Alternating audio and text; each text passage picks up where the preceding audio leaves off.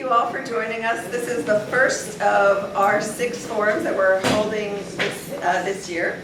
The forum is the same format as the ones that we've had for the last several years at the Beach Club. My name is Orna Samueli.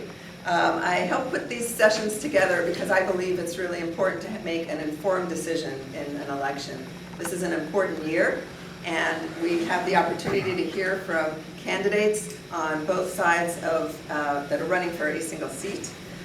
Tonight, I want to thank the candidates for making the time to come and talk to all of us. We appreciate the opportunity to understand the issues that impact our city. Please welcome tonight Heather Jordan Cartwright and Craig Reynolds. I'd also like to introduce our moderator for tonight, Kate Rosenbaum. And just a note, Kate is no relation to the candidate David Rosenbaum. We haven't yet met. And also Sharon Setzler, who will be our timekeeper for the evening. All right. Before I turn it over to Kate, I just want to spend a few minutes talking about our rules. There are 5 topics I just wanted to cover off quickly. To make sure that the evening is fair and informative for the audience, we talked about rules and we sent out rules to all the candidates. They've agreed to the agenda and the rules. The candidates will each present to you a 3-minute opening. Then the other candidate will have a chance to respond to the other candidate's opening for 1 minute. We'll have questions from the audience. We'll ask you to line up for your questions when it comes to that time. And you'll have a chance to ask your question, and each of the candidates will respond to that question. So even if you ask it of one, both will have a chance to provide a 1.5-minute response. And then each candidate will have a 2-minute closing statement at the end of the evening. Based on a coin toss, Heather will start the evening off with the first opening. A couple of other points. Please hold your applause till the end. I know there's a lot of enthusiasm and you might be inclined to state a point of view or clap in the middle, but we'd ask you to just hold off until the end of the evening. There are also some that may be filming. Ira here will be filming the event, and so if you are uncomfortable with this being filmed, then I ask you to either stand to the back or leave the venue because we've agreed to have the event filmed. If you have any questions, Kate will offer you the chance to come up and ask questions. Please line up here, state your name, and ask the question. It's not a time to make a long statement, so please, for everybody's sake, ask your question, be brief, and the candidates will respond. And the last point I wanted to make, there's a cost to putting these events together, and I've borne the cost in this particular case because the facility is not free, and I do this because it's my personal interest and Kate's personal interest to bring this opportunity to you and to inform the electorate. But if you don't mind just contributing a few dollars, there's a little basket in the back, and that would go a long way to covering the cost of this venue. So I'll turn it over to Kate and the candidates, and thank you. Thanks, Orna. So tonight, we're going to ask you to line up over here on the tile floor, but I also want to tell you there is a bathroom over here. So if you need to use the restroom, we have one here. We don't have to go into the community center. And when you do come up and you ask your question, like Orna said, be brief, ask your question, and don't ask follow-up questions. Give other people opportunities to ask questions. If you have more questions, you can get back in line and ask another question. So we're going to start with Heather. And we don't have a mic today, so if you can keep your conversations to a minimum in the background and speak clearly, please. So Heather, you can go ahead and start. Yeah. And I would recommend you both stand when you see some of the names. Well, I have 3 children at home, so I can talk very loudly when I need to. Thank you so much for coming tonight, and especially thank you to Kate and Orna. It's really important that citizens get engaged in our city government, and I love forums like this where we get a chance to really, especially this one, we get to deep dive for an hour into the questions, particularly between Craig and myself. I just want to use this time to tell you a little bit about why I'm here. A lot of people know me on the island for a lot of the community service that I've done. I've been volunteering in our schools for over a decade. I'm currently co-VP of operations at Islander Middle School. I've got 3 kids, so we're very engaged in the island, whether it's National Charity League, whether it's volunteering at the senior center, swim meets. A lot of people know me from announcing at swim meets. But a lot of people don't know about my day job. What I do for my day job, I actually lead innovation technology. For the better part of 26 years, my job has been to look forward 5 to 10 years and figure out what is going to be mainstream and build it. I've spent my career learning how to look around corners, to ask questions, not to take data at face value, but to dig into it and analyze it in different ways, to surround myself with people that don't agree with me and have different opinions so I can get better informed about where my gaps might be or how to plan. And a lot of it is very proactive. That's what I do. I lead, and I'm okay being the only person to ask questions sometimes. One of the things I saw about 3 years ago when I first really started getting much more active in our local government, when I became part of the Citizen Advisory Group, was that a lot of the things that we were dealing with in our city government were reactive. Sound Transit wants to put a bus intercept on the island, what are you going to do? We have a homeless problem, what are you going to do? And as somebody that has lived here over 13 years and wants to retire here, I love this island. And I want to make sure it's sustainable for the future. I want to make sure that we are leading with vision of things that are right for the citizens on the island and coming up with ideas that really push us forward rather than be reactive. And so that's part of the reason I'm up here right now. As I got involved in the city government, I saw opportunity to bring back some of the hope and the vision for things that really highlight what the citizens of Mercer Island value and prioritize. And I wanted to see more involvement from citizens and the voice of citizens in our local government. And so, as we go through the issues tonight, Craig and I may seem similar at a very high level. We're both data-driven, we've both got business backgrounds, but I really challenge you to look at how we approach problems. Ask us a little bit about our backgrounds and how we've done things in the past, because I think that tells a very clear story of how we are going to lead in the future, and how we're going to bring Mercer Island to a sustainable and positive outcome over the next 4 years. Thanks for your time. Thank you. And Craig, now we hear your opening statement, please. Was that your, before we start, whose timer was that? 69. Okay, make it longer. Turn it on. Thanks. If your phone is on, turn your phone off, please. I forgot to mention that. You're allowed. And Sharon, put yours on silent. What am I doing? Sorry, it's my first time. Just so we don't count this time against me, I'm okay. We will not. It's 3 minutes there. Okay. Now I can go. Okay. Thank you, Orna and Kate, for setting this up, and I appreciate the opportunity to be here. And thank you, Heather, for your opening comments. My name is Craig Reynolds. I'm running for position 5, which is the seat being vacated by Bruce Bassett. You've probably been confused by all the signs on the island. There are 10 candidates running, 5 pairs of candidates. Heather is my opponent. Start off telling a little bit about me, my background. I'm born in Washington, Pacific Northwest for all my growing up years. Lived on the island for a number of years now. My college education was at MIT, where I studied mathematics, and for the last 34 years I've been working as an actuary. Most of you don't know what actuaries are, that's okay, but basically we are people who work with data to do long-term forecasting and risk management. Help financial services firms make sure that over 30 to 50-year horizons they can really deliver on their promises to policyholders. I'm a partner in a large firm here in Seattle, one of the largest firms that does what we do. As we might say, I'm famous in actuarial circles. My colleagues respected me enough that I was elected president of the Society of Actuaries in 2015 and served over an organization that has about 30,000 members. So basically a size, both in terms of head count and budget, that's very similar to Mercer Island. So I've got a pretty good idea of how an organization like this works. I'm working now to run for the council because I love the island. I love the services the city provides. I think they're essential to contributing to quality of life on the island. And I think my skills will really line up to make sure the city can continue to deliver on those services, just as I work with my clients to make sure they can deliver on their promises. I started off my city volunteer work by serving on the community advisory group with Heather that worked on looking into the city budget, where I worked hard to do some data-driven, fact-based decision-making and research and analysis. Went into every problem the city faced on that with an objective, open mind, and tried to come to some conclusions about how to solve problems. After that, I volunteered further, and I've been serving for the last year plus on the City Planning Commission, working on land use issues, trying to preserve the land and the natural environment for the island. I think land use and finances are the 2 big things the City Council has to deal with, so I think this really helps prepare me well for the City Council. I think that in terms of My general philosophy of government, I'm really all about looking for win-win solutions, trying to engage with both the residents on the island and the neighboring governmental entities around the region to make sure we understand everybody's objectives and interests and try to find solutions that work for everybody, rather than taking dogmatic or ideological stands.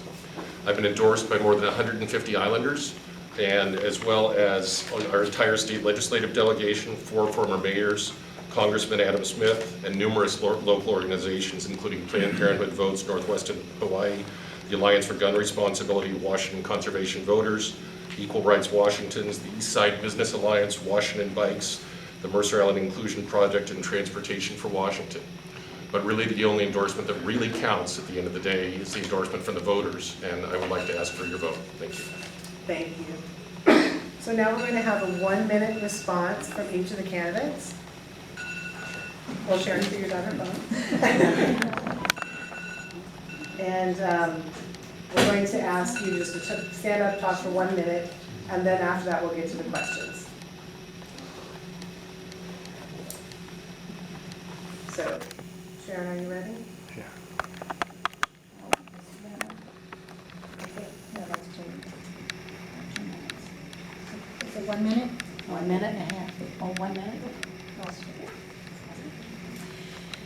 So a lot of the things that you're already starting to hear are things that were very similar when we talk about data. I work in technology. I spent the last 4 years at Microsoft actually leading healthcare technology. I could list you the credentials. I was actually just received an award as one of the top most 50 influential women in healthcare IT. But that's actually not really relevant to me. What's relevant to me for city government is how I use data. A lot of people wear t-shirts at work that says, "In God we trust, all others bring data." And it's very true. When you look at data, it actually gives you guidance to where you're going to go. But the last 10% is good judgment calls. And I've managed budgets across the course of my career and used data to drive decisions. I've always done it with a consumer focus. Always a focus on using technology to improve efficiencies, improve processes, I'm a Six Sigma black belt, and improve the outcome and the values for consumers. And that's exactly how I look at it when you look at a city budget standpoint, is how are we taking the data we have in the city and using it to improve services for our community and our citizens on Mercer Island. Thank you. Okay, so Sharon, I cannot believe that. I'm going to give you my phone. Look at that. I know, it's not working. So I'm gonna take my phone and, what do you want to do, baby? Okay, thanks.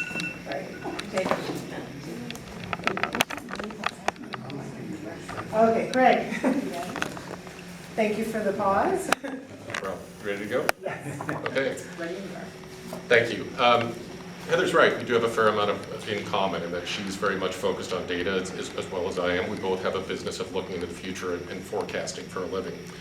And I would also agree, the city has a fair amount of work to do in doing a better job of looking out in the future. One of the things I've observed in watching the city council is they tend to think in their financial forecasting in about a 2-year period.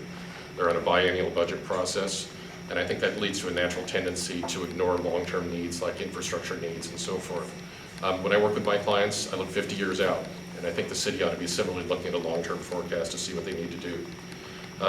Heather, in passing, mentioned both the sound transit issue and the homeless issue, and I agree those are very serious problems for the island and a good example of problems that need a regional solution to be appropriately addressed.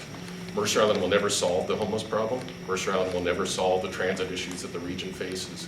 But by engaging effectively with some of the other governmental entities around the region, going in with an open mind, I think we have an opportunity to work for solutions that benefit everybody, including benefiting the island, and that's one of the things I'll be working on. Thank you. Okay. So now we're going to go into the question and answer section. If you have a question you want to ask of a candidate, I ask you to stand here and line up. And when it is your turn, please state your name, a little bit about yourself from the, I'm a resident, or I'm a parent, or something that gives us a little context, but not too much. And then ask your question. You can stay here while your question's asked. And then when your question is answered, you can move back to your seat. Hopefully or we're back to all the line. residents here. So, okay, and we'll give each candidate an opportunity to answer your question for 1.5 minutes. Okay? Who goes first? So first is, question, it's going to be Heather. It's going to answer the first question. It's 1.5 minutes. 1.5 minutes for each. How long is my question? Well, hopefully not that long. So why don't you ask the first question? I'm concerned about. No, who are you? Who are you? Oh, And speak very loudly, please. I'm Carol Branham. I've lived here since 1977. And that's it. That's good. I own a condo. I'm not a What's your renter. question, Carol? Sure. I'm concerned about maintaining the quality of our library. There's been talk about pulling out of KCLS. Would you support that even if we find we cannot replace the level of services, programs, and access to materials? Thank you. Heather, go ahead. KCLS is a great topic. It actually came up in in the community advisory group, actually right here in this very room, when we talked about what the challenges, the financial challenges the city was having. The city gave a forecast that we were going to be in debt by $27 million over the course of 6 years. And so they brought together citizens to study the numbers and provide input on whether or not we should propose a maintenance and operations levy. And one of the topics came up with was how much Mercer Island is contributing to KCLS. That we were giving in about $6 million a year, and the cost of the library to actually run Mercer Island Library was estimated somewhere around $800,000. It's a complex topic. I don't think I've talked to anyone on this island, myself certainly included, because I go to the library about every 2 weeks and check out books, because I do love to still read physical books. I worked for Amazon for 10 years, but I still love physical books. But when you have that kind of discrepancy in dollars and cents, and you're looking at cutting things on the island, like our mental health counselors and community activities that have been beloved for 50 years, you have to look at all sources. I don't think anybody's looking to KCLS as a topic to say, let's reduce services in our library or let's eliminate our library. Not even cede from KCLS. Those are kind of extremist points of view. I think the issue is really, can we work with KCLS to bring more services through our community to Mercer Island that we may be funding in other ways because we're contributing to KCLS, and there's opportunity there.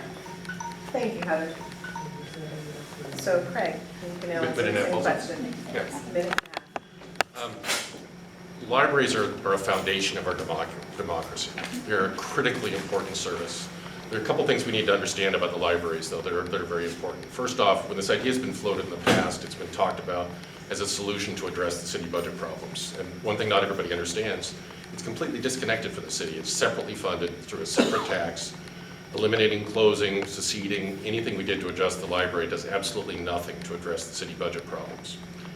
Now, I imagine it is possible to make an argument that were we to get out of the KCLS system, and if we could even possibly do that and save money on the taxes associated with the library, that residents might say, well, I've got a little more spending money, let's help address the city budget crisis that way. I don't see that happening, and I'm not willing to count on that. The libraries are just too important. I also don't believe the 800,000 number. I'm not even close to believing a number like that, because I believe that the library depends very heavily on services that are provided through the broader organization. Systems like book buying services, the bookmobile, the interlibrary loan program, which gives us access to materials from all over the region. Those services cannot be replaced cost effectively, and they're a classic example of economies of scale. This is why we team up as a region to share in those services. So I will be the person, if anybody ever advocates for the libraries as a solution to city funding issues, I'll be the one standing at the door saying, no, no, no, never. Thank you, Craig. So, next question. Jody Lee, and I have a middle schooler and a high schooler, I guess. I'm just a mom, that's my identity.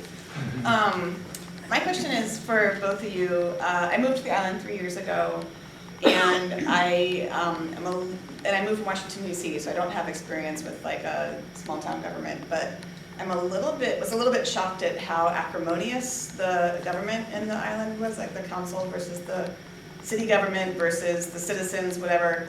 And I thought, I mean, putting aside being a nice person or not, it's a very ineffectual way to have a government work, because, you know, people resign or just things don't get done or people are demoralized or whatever. And I would like to hear what each of you would do to try to improve the tenor of interaction with the council and the city employees and our citizens. Thank you. Craig, you get to go first with this one. You have a minute and a half. A couple of general comments comments I'll make. One, I echo your concern, Jody. I think the tenor of debate in the island has been quite challenging in the last few years. One thing I will note, though, is that I've done a huge amount of door billing in this campaign, probably knocked on many of your doors here. I've been to about 2,000 homes so far, more still to come. And what I found is that most people, face-to-face, are pretty darn nice and pretty darn reasonable, and I'm very grateful for that. It's the online community where we have a much tougher time. There's no doubt about that either. What we are seeing, though, is through the Prop 1 debate and through other acrimonious things that have happened over the last couple of years, the online discussions have gotten very vitriolic, very personal, and when we see words thrown around towards city staff, words like corrupt or incompetent, and worse, words like that, I think it's incredibly demoralizing to the staff of the city. And that's one of the reasons why we've seen the city turnover rate, which historically has been about 9% a year. Last year saw it jump to 16%. And when we see turnover like that, we have a cost to the city. And if you, like me, believe in city efficiency, you need to realize that when we lose staff like that, it's costing us big time money. The equivalent of about a year and a half's worth of salary to replace a senior level staffer in the city when we lose somebody. So I think it's very important that candidates and city councilors model appropriate behavior, insist that they have appropriate behavior themselves, and demonstrate it for the rest of the community as well. Thank you. Thank you, Craig. Heather, you need to address the same question for a minute. I love that you brought this topic up because it's actually one of the reasons I'm running. What saddens me so much is the us and them, the yes, the no. Are you yes or no on Prop 1? Are you regional or are you local? We all live here. We all want the best. I, yet again, want to meet anybody that doesn't want the best for this community. And when I look at the issues that are in front of us, I start with the assumption that everybody that's presenting positions on the issues is coming from a place of good, is coming from a place where they want to improve it. And really the question comes down to how we execute on that. Because there's different ways to deliver solutions. Almost all times, the right solution that is one where everybody's happy, everybody can consensus around, and everybody can come together in the middle. I'll give you an example. One of the big topics that we're dealing with right now is the bus intercept, and it quickly became, are you for the bus intercept, are you regional, or are you against it for Mercer Islanders? I think the solution is very different. I think the solution is something that needs to work for obviously for King County and for Sound Transit because they have an issue, and we have an issue on the island because of traffic. And so I would love to see us come together and start meeting with positive proposals. Let's think about putting a lid over it and putting the transportation underground so that works for Sound Transit, and putting like a lid for a park or more community services up on top so it still works for Mercer Island and we don't clog up our street level parking on one of the only exits we have off the island. I think if we lead from that perspective, that we'll get a lot better outcomes on that and many other issues in the city. Thank you. Going forward, can you turn off your sound? I thought it was. Thank you. Just because it's distracting. Everybody- Because when we're listening, I'd like to not be interrupted while I'm listening. So, go ahead, next question. I'm Sidley Smith. My family and I moved to Mercer Island in 2010, so we've been 9-year residents. We live on the south end. We have a daughter who's now in high school. And we've been longtime users of I'm specifically focusing on the track and the South Mercer playfield. And I know a number of years ago, the track was slated for a redo. And I'm concerned the condition of the field is, quite frankly, atrocious and embarrassment when we go to other places for sporting events. The track, which I'm a regular user of, is also in a bad condition. So my question, given that we've got budgetary constraints and we're looking at efficiencies, is how are we going to deal with this small piece of our infrastructure puzzle? Heather, you get to go first on this one. Can I just clarify? You're talking about the South Mercer track around Yes, IMS? next to IMS. Next to IMS, okay, great. And the sports field. Yep. So there's actually a collaborative relationship between the city council and the schools for managing those tracks. And the city actually gives the schools $1 million a year for them to manage with our city assets.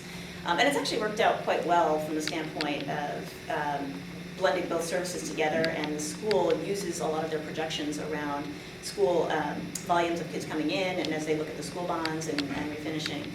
The tracks are something that they actually have a very detailed plan as they go forward, and right now we're finishing up some of the school bonds, and I know, talking with some of the school board members, that's one of the topics is some of the refurbishment they have to do with the tracks and whatnot.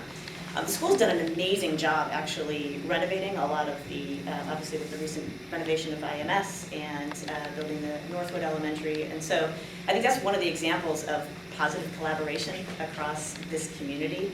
And one of the examples of where things really go well when we all come together and consensus in the middle. The school bond, when it went through, was something, when it first went through, was something that not everybody could get around, and the school board came back and got more citizens engaged and more feedback. And they got something that passed and was very successful, and we all have a lot of schools that we're really proud of right now. So the track is another one of those planning processes that I think we need to do more of that. And as we continue to refurbish all our schools, it's something we also see across the island as well. So when you think about city council budgets, we've got assets all over this city that need to be tendered to. So our water lines, our sewer lines, our docks, and those are things that really involve long-term planning. I turn this off, I don't know. I apologize, I really don't know why that's going on. But those are things from a long-term planning standpoint. That's exactly what I think we need more of in our city council. We need somebody to be saying, this is a short-term issue, let's talk about the next 10 years. How are we going to fund that? And start putting resources in place to do those things. Thank you. Craig, you get to go next on this one. I'll start off by a broad observation that we're very fortunate in this community that we got about 475 acres of parkland and open space that really contributes to quality of life on the island. And it's very important that we recognize all of those as assets that we are all collectively, effectively owners in. And if you have an asset that's important to you, it's very critically important that you invest the money in order to maintain those assets. And that applies whether you're talking about a park, a track, a sports field, a community center, or just about anything else that the city owns.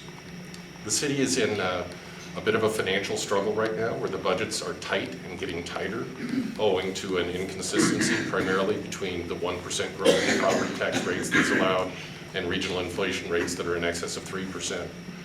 When that happens, the city is forced to make tough financial decisions, and in some cases they've had to make decisions to cut budgets that we wouldn't want to have to cut.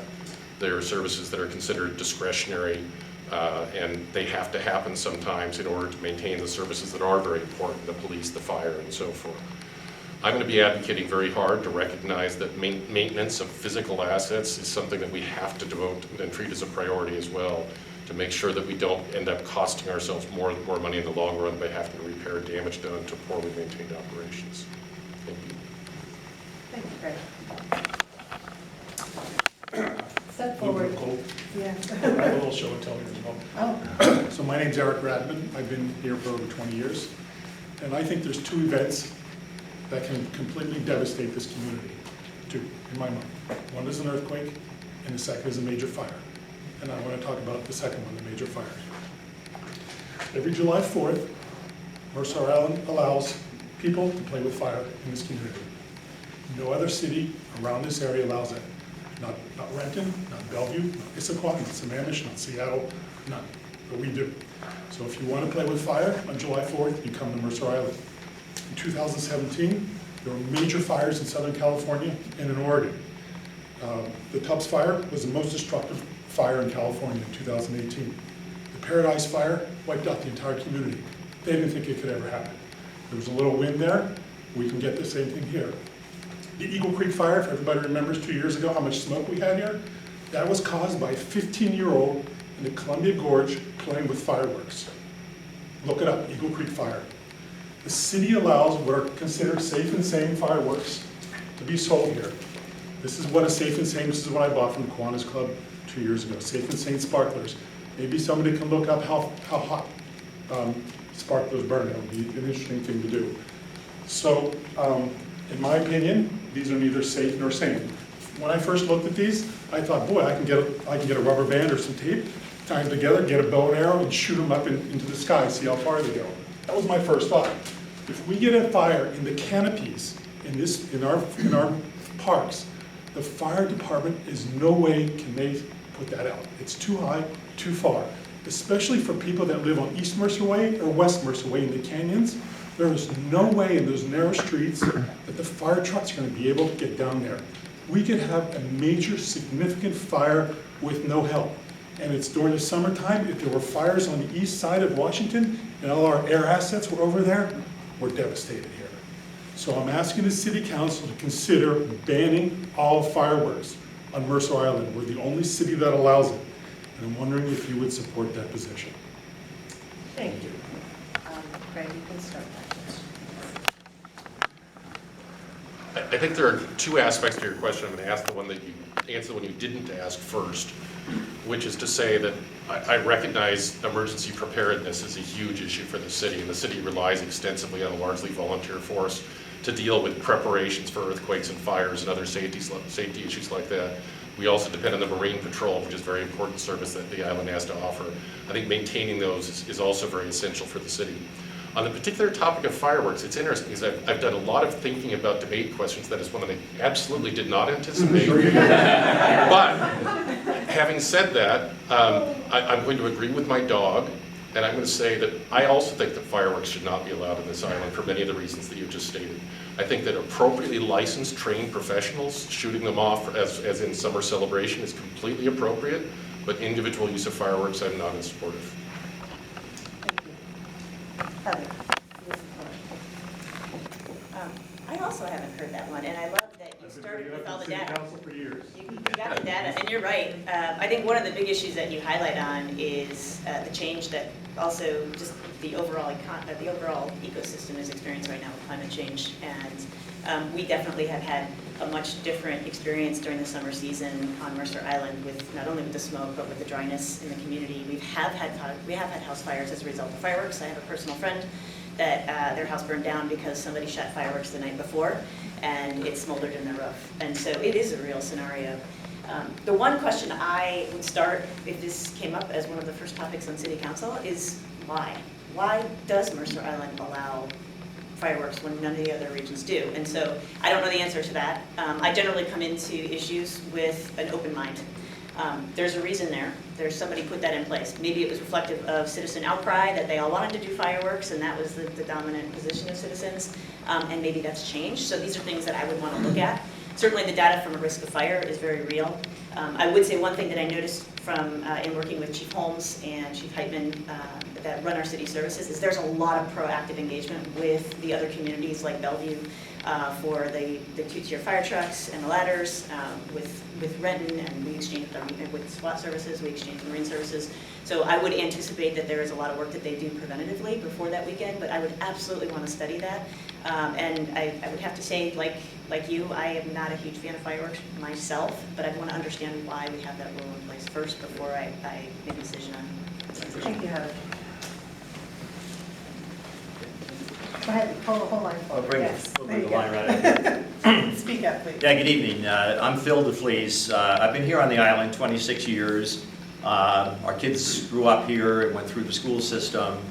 I'm a retired financial officer for companies, CFO for a couple large companies here. So I'm familiar with budgeting, forecasting, economizing, and so forth.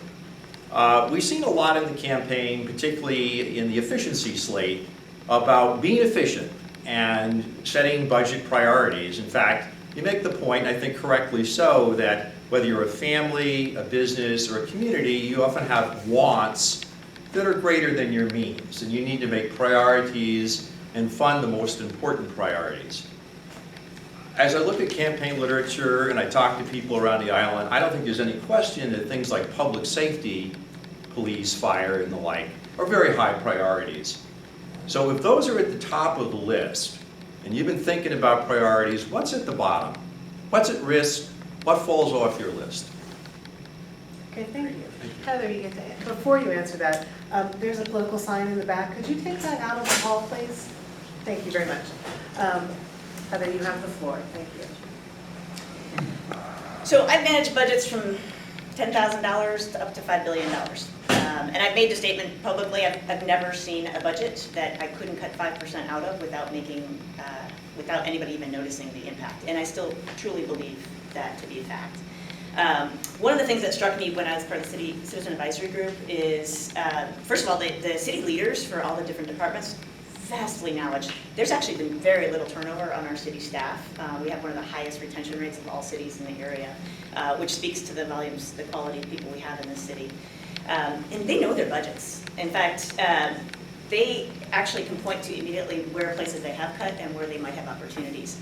But we haven't really challenged them to do that. In fact, we haven't done a deep dive audit and cost-cutting measure across our city since 2005.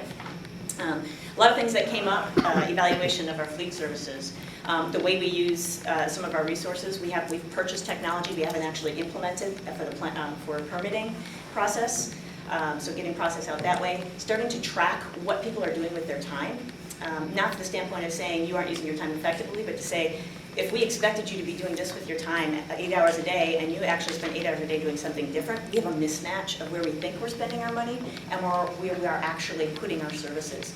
So those are things that I would start with. Start to, A, ask the department leads where they think they can find most efficiency, and they're doing things that they don't feel that are effective for their job. And 2, do a by department. I would absolutely say in a year, make sure that every department has cost-cutting measures in place and identify where they think they can find efficiencies. That's the best place to start, with people that know their businesses. Thank you, Heather. Craig, you have the floor for the next minute and a half. Yeah. One of the jobs that the city council has is to be a fiduciary for tax dollars. There's no doubt about that. We recognize, or I recognize, I think everybody recognizes that city money is citizen money. We've got an obligation to make sure every one of those dollars is spent responsibly. I'm puzzled by a couple of the things that Heather said. One is the idea that she's never met a budget she can't cut by 5%. Well, what we see right now is the city budget rising modestly, less than the rate of inflation. So not even a 5% cut, not cut at all. And we're seeing cuts in city services. We're seeing loss of hours at the community center. We saw threats to the mental health counselors in the schools that were ultimately saved through a variety of other factors. We saw the cancellation of summer celebration. When we cut budgets, services will go away. And I don't like to see that. And I'm very much worried that we're going to see further amounts of that. And if we continue to say we can just keep cutting 5%, 5%, 5%, eventually these services go away. And I don't want to govern by wishful thinking. As an actuary, I understand facts and I understand the implications of these decisions, and promising we can do the same with less is just not practical. I'm also a little puzzled by the statement that we haven't challenged city staff to look to see what they can do.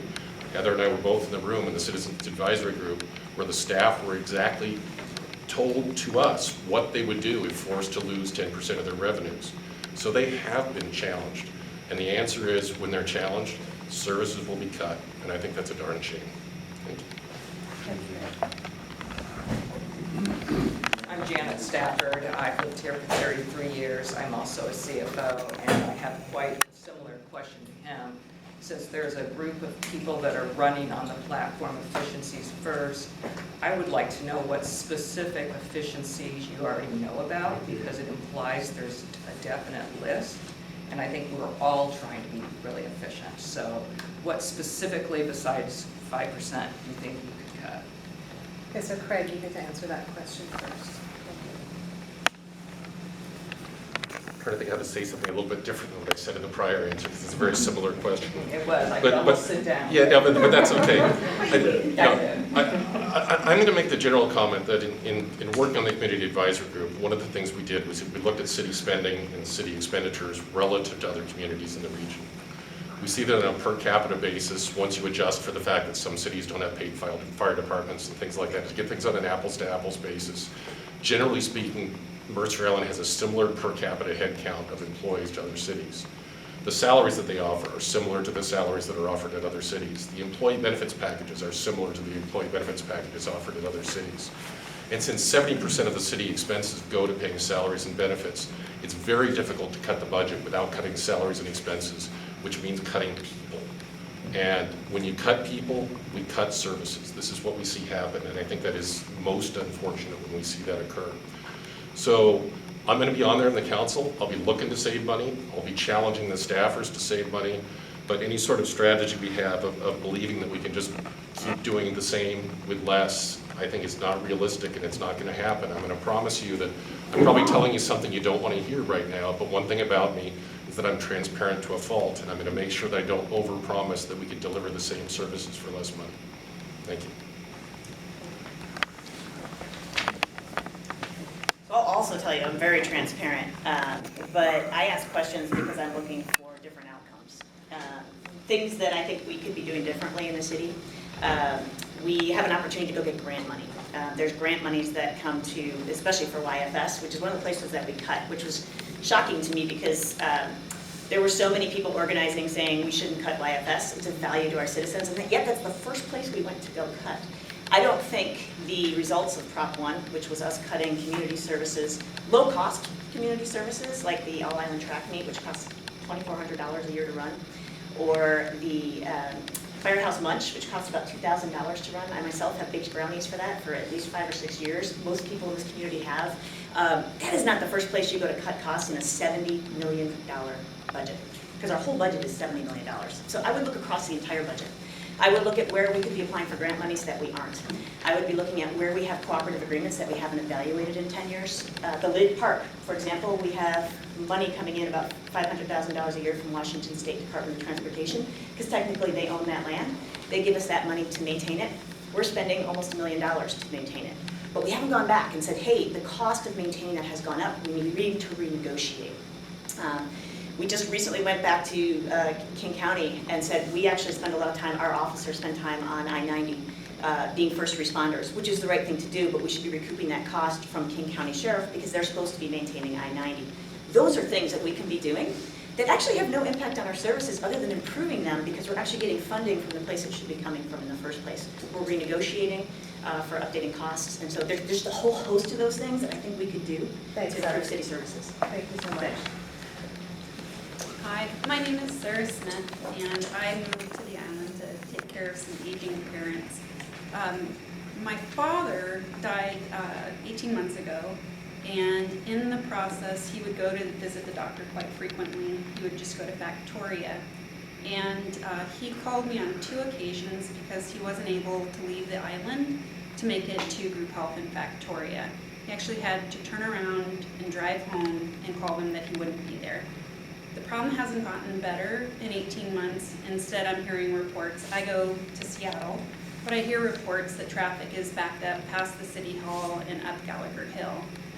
I'm curious, I'd like to understand the thought process of the community facilities zone and what we've done, especially you, Craig, since you were on the planning commission.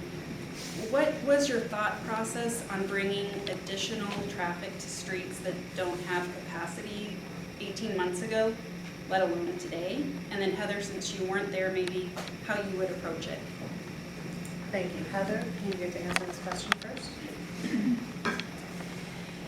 There are 3 ways off this island, and all 3 of them are congested right now.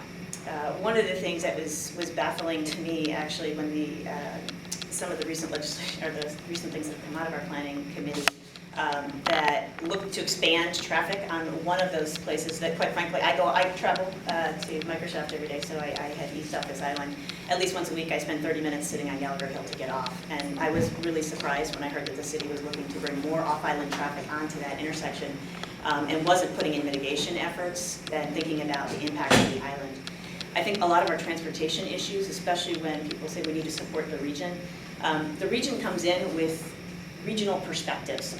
The job of our city council is to respond from a local perspective. Nobody from King County is saying, let's punish Mercer Island and put all this traffic there. They're saying, we think this is a good place. Our job is to look how that would impact our citizens and impact the daily traffic on the island and respond, not simply to accept what's given to us and say, hey, we're being good regional players, we're taking what's given to us. It's a collaborative relationship, and I think what we have lost a little bit is the vision of how to really get in tune with what people are saying and get the voice of citizens back in, and then lead when we talk with the region. There are good opportunities to improve traffic, especially in some of our most congested areas like that on-ramp, and I think we need more of that in our regional planning and how we address some of these things. Thank you. Craig, can you help us force? I'm very glad you brought that up, because the community facility zone is a topic that's out there a lot. For the benefit of those of you that are, some of you I recognize from planning commission meetings, but not everybody knows, this is about a rezone of the property of the northeast end of the island where the JCC, Hertzville Narrative Mead, and the French American School want to work together to collaboratively redevelop their property. And they want to do it because the facilities are in need of updating, and they want to do a certain amount of growth. On the planning commission, where I've been for over a year, I was one of 6 in a 6-1 vote to rezone that in order to give us an opportunity to write new rules that would allow them to collaboratively develop their property. Now, why did I do that, you might wonder? Well, what it comes down to is this. We heard testimony in the hearing process where we were evaluating that from many people that were members of those facilities that appreciated using them and wanted them to be able to be updated. We heard even more testimony from people that lived around those facilities, and most of those people were very unhappy with the current situation. They found traffic awful, they found noise bad, late night lighting unacceptable, safety a very substantial concern. Now there's 2 ways to deal with a situation like that when you encounter it. Situation 1, or option 1, is to say, that situation stinks. We're going to keep it the way it is and keep going the way we are. Situation 2, or option 2, is to look at it and say, that's a bad situation. How can we make it better? So my goal, and I think the goal of most of the other planning commissioners, if not all of them, was to start fresh, create a new zone, and write some new rules that would create some structure to make it better. And that's what our goal has been. Sorry, see that? Thanks, Craig. Don't stop. Thank you. Next question. Hi there. Yeah, my name is Jonathan Harrington, and so I'd like to ask about the role of the city relating to climate change. So a few weeks ago, over 7 million people around the world demonstrated on the streets in hundreds of cities around the world, expressing their concern about global warming. And so what I'd like to know is what your position is in prioritizing climate change mitigation and adaptation policies on the part of the city of Mercer Island. Do you think that's important? I should note that hundreds of Mercer Islanders were also demonstrating on that day. Thank you. Craig, you have the floor for this question first. I'll start with a general comment that I believe climate change is an existential threat. I think it has to be a very high priority for all of us as individuals. I think it has to be a very high priority for our country, for our state governments, and for our local governments as well. In my work on the Planning Commission, we recently went through a process of updating the comprehensive plan, and we put a number of proposed amendments in there to address that specifically and work on a number of active measures for the help the city to establish a policy and some goals for reducing greenhouse gas emissions.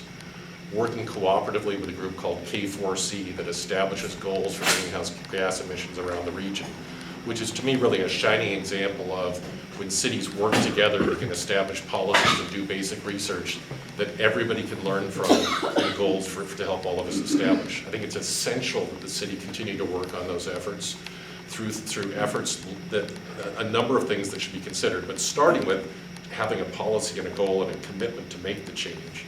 But secondly, we should be looking at a number of things the city can do in its own operations in terms of electric vehicle usage, for example.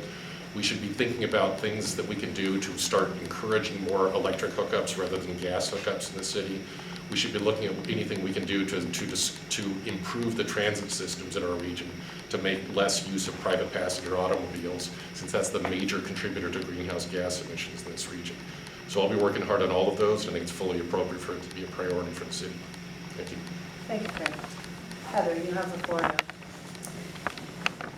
Climate change absolutely is an issue that we are dealing with. I think our city has actually been a leader in many areas in pushing for sustainable actions in the city, pushing for electric, pushing for solar power. We've done a lot of work with solar power on the island. Most importantly, actually teaching our children in our schools. They influence more than we think. All of our children know how to compost, I think, more effectively than most adults because they're challenged to do it every day in elementary school, and that carries with them. One of the things, however, as you start to look forward, some of the planning commission things that Craig's bringing up actually will have the opposite consequence. When you think about some of the things that our planning commission is putting forth right now, which is to change the parking structures downtown to allow for bike lanes everywhere, which will actually limit retail parking. If you fast forward, what that's going to incent is less people shopping on the island and going elsewhere because there's not enough places to park and go get what they need from local businesses, so they're going to go off island.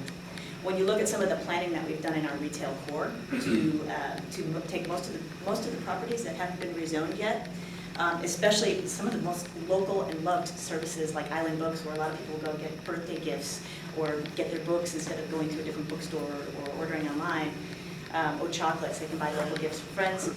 They're not going to be here because our zoning right now, it does not require retail to be put into those zoning locations when they are eventually developed. And we know most property downtown will eventually be developed.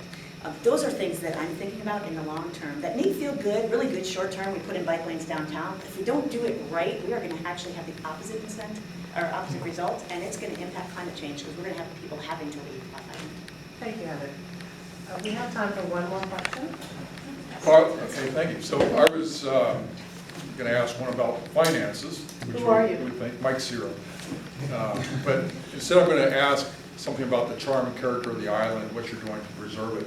And my concern, Craig, since you've got a record on the Planning Commission and bringing forth a comp plan that increased density and challenged the charm and character of our neighborhoods, how you're going to maintain this precious island that we have with our single-family residences, and if you can talk about short platting, talk about the GMA and the density figures to create capacity to accommodate those GMA figures. And lastly would be, what authority do you think the council has and responsibility